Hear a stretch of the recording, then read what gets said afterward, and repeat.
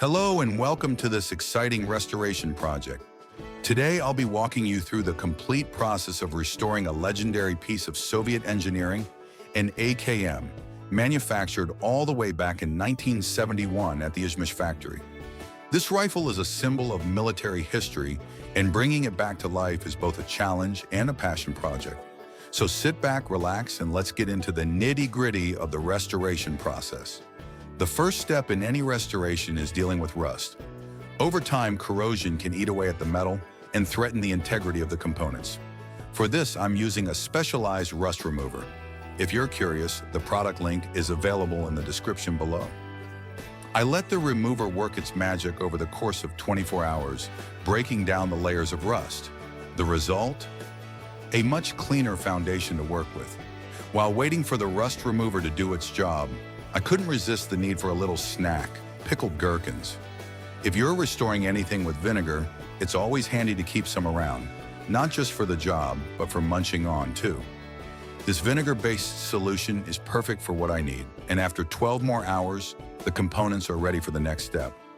Now it's time to degrease everything thoroughly. For that, I rely on some Russian fuel, a traditional yet effective solution. You can never go wrong with multi-use products. This stuff gets every last bit of grease off. And don't worry, I've set some aside for a little fun at tonight's party. Degreasing is essential because any trace of oil left on the parts can interfere with the coating later on.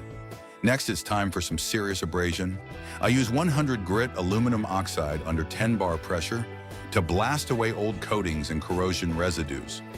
This technique is perfect for stripping the surface back to bare metal, ensuring the AKM parts are spotless and prepped for painting.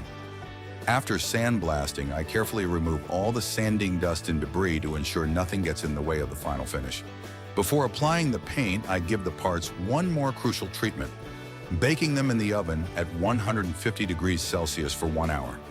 This ensures that any lingering moisture or oils are evaporated, leaving the surface perfectly ready for the next phase. Proper preparation is everything in a restoration, especially when you're working on such an intricate and meaningful piece of history. Now comes the fun part, Cerakote Gloss Black. This high-performance coating not only restores the rifle's sleek original appearance, but also adds a layer of protection against future wear and tear. Unfortunately, there are some technical aspects I can't show, like how I removed the barrel. Some things just have to remain off camera. But trust me, it's all part of the meticulous process. After applying the Cerakote, the parts go back in the oven for another hour to properly cure the finish.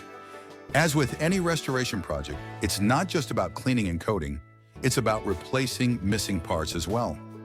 I made sure to buy all the necessary springs and components to restore the rifle to full functionality.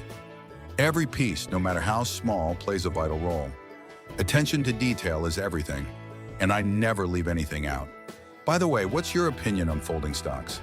They can completely change the look and feel of a rifle, and I'd love to hear what you think. Drop your thoughts in the comments.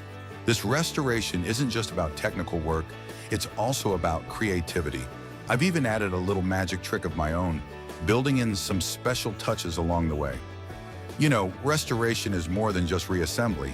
It's about putting some personality into every project.